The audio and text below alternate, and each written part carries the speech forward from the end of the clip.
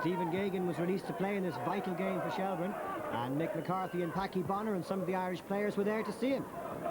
And what a start it was for Stephen. Just 40 seconds on the clock, and his volley was blocked by Gareth Byrne.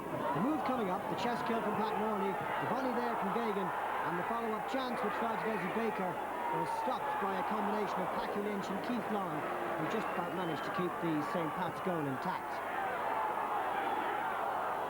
Great early pressure from Shelbourne as they looked for the vital 3 points. Gagan was very influential in the first half as he and Pat Morley kept the St. Pat's defence guessing. An excellent Shelbourne move on 10 minutes saw Tony Sheridan shoot over. 5 minutes from the break, Shells made the breakthrough. Mark Rutherford's progress was stopped along the wing by Trevor Crawley, the number 8. St. Pat's playing very deep in the first half and allowing Shelbourne to dictate the pace of the game.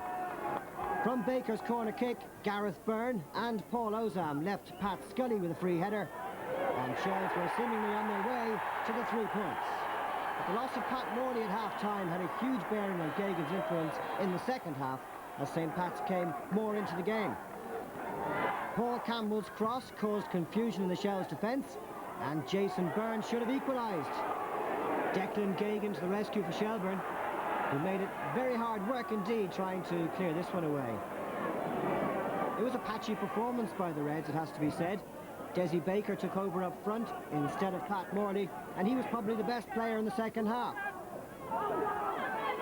Here he catches Paul Ozam in possession. Went round the outside of Packy Lynch like he wasn't there, and then forced Gareth Byrne into an excellent save. But as long as St. Pat's were just one behind, they were always in with a chance of scuppering Shell's title ambitions. And that's exactly what happened. An over-robust challenge by Greg Costello on Ozam gave St. Pat's the free kick. The big number 7 moved up for Paul Campbell's delivery, and once Goff came in vain, the equaliser was assured. Shells had the chances to get a winner, but failed. And Derry City were the only victors following this 1-1 draw. Yes, Shelbourne's title ambitions dealt a major blow last night. They're now 7 points behind Derry with 6 games to go.